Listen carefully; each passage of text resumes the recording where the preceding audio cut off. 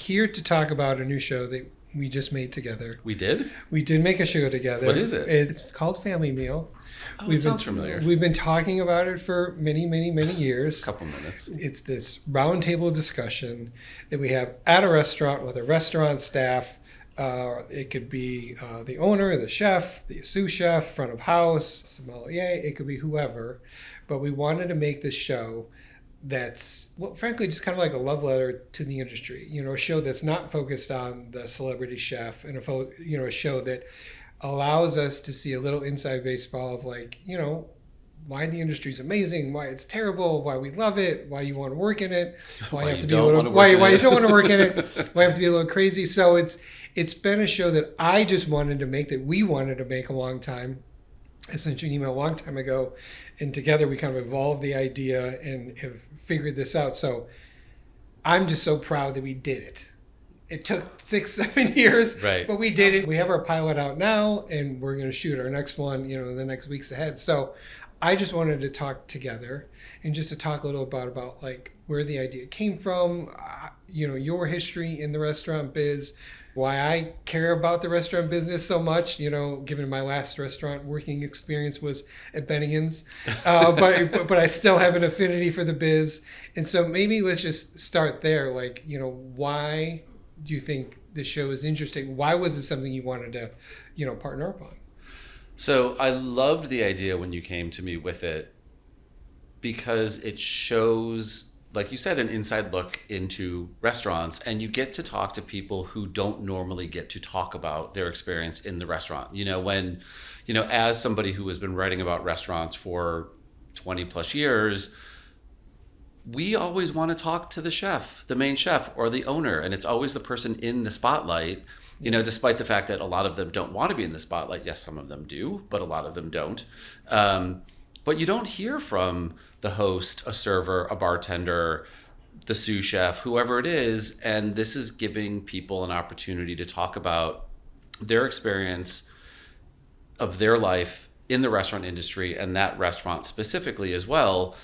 And that is so appealing to me. Somebody who has always loved to interview people, who always loves to talk to people about their experiences, no matter what field they're in, and to get the story behind the story. And this is a really great opportunity to do that. And that was probably the reason that I wanted to do the show with you. And also, I've always wanted to host my show. Yeah. My own show. Yeah. So it's great. No, you're absolutely perfect at it. And you've only done 1 million interviews, and so it's just a really natural extension for you. And just to see you on camera together for the first time, I was like, oh, you're usually great at this, you know. And just the conversation flows, and you're so knowledgeable about the biz, about the individual people, that it was really exciting to me, because you have this thing in your head when you're going to make something, when you're going to write an article, when you're going to make a show, you're going to do a thing, and to see it happen and unfold in real time and be like, I literally was, you know, nudging, you know, Carrie, our producer, and be like, I think it's happening. We're doing it.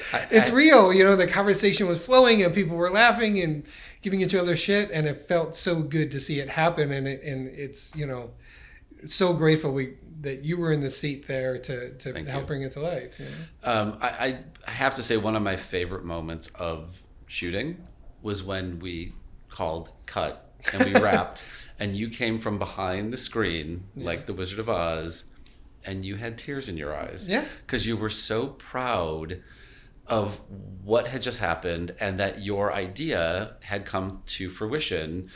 So my question to you is, how did you come up with this idea? Like, why did you want to do the show? You know, years ago, one of our first kind of big clients was the National Restaurant Association. We had friends there, and one of our contacts there became a producer here. She was a friend of ours from the Oprah Winfrey Show, you know, Siobhan Summers. So we were the video team for the NRA show for 2, 3, or 4 years, where we would go there at the show, we would shoot tons of stuff, and we would like make content for the rest of the year. And at some point, we were like, this is the absolute gold mine. Like, you should be making restaurant TV because you have access to everybody.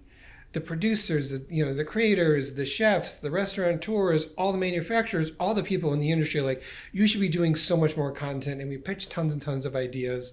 And They were like, we'll just, you know what I mean? We'll do the couple things. Dumb. We'll do the couple of things that we're doing.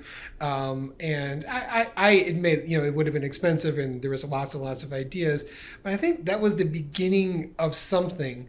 And like I said, the last restaurant I worked at was Bennigan's. Do you still have your flair? I still have my flair. I'm still all about the flair. But there, even over a short period of time while working in Michigan State, I started as a busboy and then became a host and then became a waiter, then became a head waiter, then became a bartender, then became a head bartender, then became a key, an assistant manager, all within like a minute. Wow. But that restaurant, like the most fancy restaurants in Chicago, like corner, bodega that makes sandwiches, they all functionally are the same, right? There's rent, there's food costs, there's employees, there's menus, there's customers, and all of these things to Hopefully manage. there's customers. Hopefully, exactly. So when I see a restaurant, I'm just in awe of it. I am. I'm in awe that they exist, that people stay alive, they can do these things. And then being in Chicago and being poor and then having at least money to go out, then you see the artistry. And then you see from the person that designed the restaurant to design the menu to the hospitality and all these things. I'm just in awe of the business, and it's never left me. And I just have always wanted to see a show where I get to hear people talking about what they do and what they love. Right. There's lots of those things for the movie business where you see actors sitting around and talking about stuff. But there's not a lot of shows that are like The Grip and The Gaffer and the sound guy talking about their stuff. The best boy. Yeah, exactly. So I don't know. It's just been a show I've wanted to see, and I feel like the biz is so big that if we made a show for the industry, that it'd be interesting to foodies. Absolutely. It'd be interesting to people outside of the industry, and everything you said, like a restaurant has to work in concert.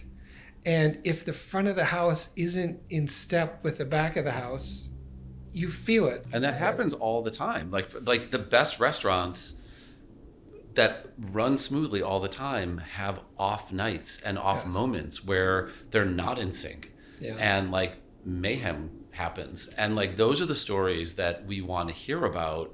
Like we don't want to just know like how everything runs so smoothly and like your best nights out there. We want to hear those stories too, but we want to hear like when the shit hit the fan. Yeah. You know, and like that's important. And then what do you do and how do you react to it? Because Right. the shit hitting the fan might not be in your department. It might be front of house and you're like, well, we're back. How do we react to it? Right. And that's the coolness. That's the professionalism. That's people that have been, that just figure it out. And so it's like our first restaurant that we went to, Bracero, and Chef Adam was talking about, like it always goes bad, but it's like, do you love this? Do you want to be in the biz? Can you manage this? Can you love it when it's going terrible? Right. And it's like there is a certain type of person that just loves the biz and loves hospitality and likes making something and likes feeding people and giving people a good night. And I think it's just the most amazing group of people that are in the biz at that side of the restaurant. It's incredible. And the cool thing about that too is that the restaurant industry, unlike probably no other industry in the world, is open to anybody. Yeah. You can have somebody who was downtrodden, didn't have any direction in their life. Somebody said, hey, that place is hiring. Go check it out. Yeah. Next thing you know, 3 years down the line, like they're the general manager or the sous chef or whatever it is.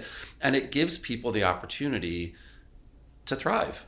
I mean, but it also could be a disastrous place for a lot of people. It's like the restaurant industry is known for alcoholism and drug addiction and things like that. And like, well, you will hear those stories too, I'm sure.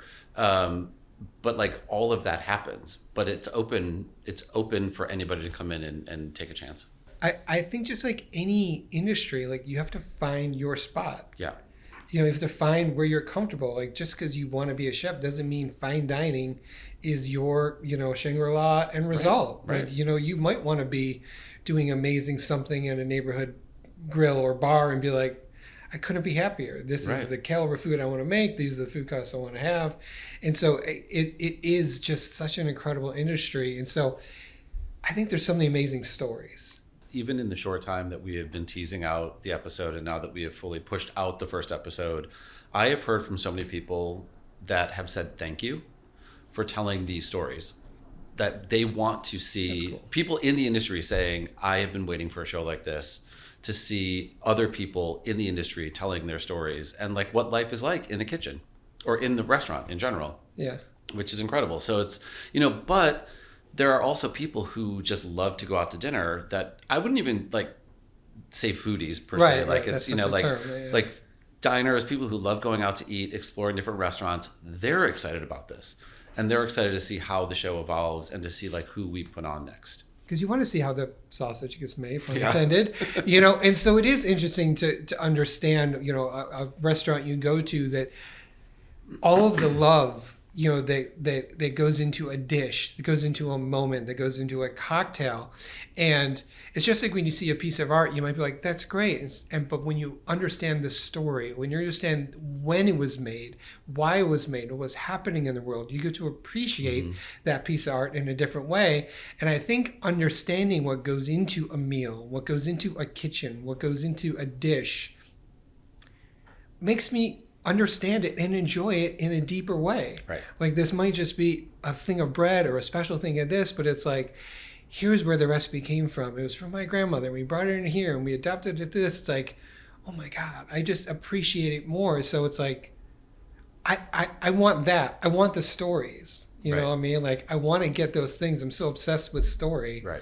That I want to hear the story of every dish. Like, I almost wish every menu has like a little QR code next to every recipe, and I can scan it and I can hear the chef talk about That would actually be a really cool concept for a that restaurant. individual dish. Yeah. There's so many things to be told. And I think that now, especially post-pandemic, where there was so much upheaval and turmoil, that to give a platform to more restaurants to talk about their stories and to get people aware of those places is important. And this is an opportunity for that. Yes. One of the things that we haven't talked about is the name of the show. Yes. And why it's called Family Meal. Yes. Family Meal is the meal that is cooked by the staff to feed the rest of the restaurant team right before you go into service. And they get a chance to like relax and sit and chat with each other. Yeah. And then the craziness happens. Yeah. So we wanted to sit and chat with people over a meal, family meal, and talk about their experience in the restaurant. Yeah. It felt right. It felt like that's the place. Like, obviously these are little manufactured moments when we come in. We're not interrupting a real family meal. Right. But it is the idea that it's like, let your guard down a little bit and, talk about stuff. And the goal of the show isn't to like, we heard you did this, or there's no gotchas. It's like, we really want to, have people be in genuine moments and tell us. And it's the good, the bad, and everything else. I'm super excited, and I don't want to say who yet until we shoot. I'm super excited for our next next restaurant. Me too. It's a great story. It's a very cool place. Yeah. It's been around for about a decade, and I want to just keep talking to these restaurants. It's. And have a diverse range. Like, I mean, I want to have places that are, the mid-range to the high end to the mom and pop taqueria on the corner. And because everybody has stories. Yeah, I agree. It's going to be exciting. I'm excited to just keep on doing it.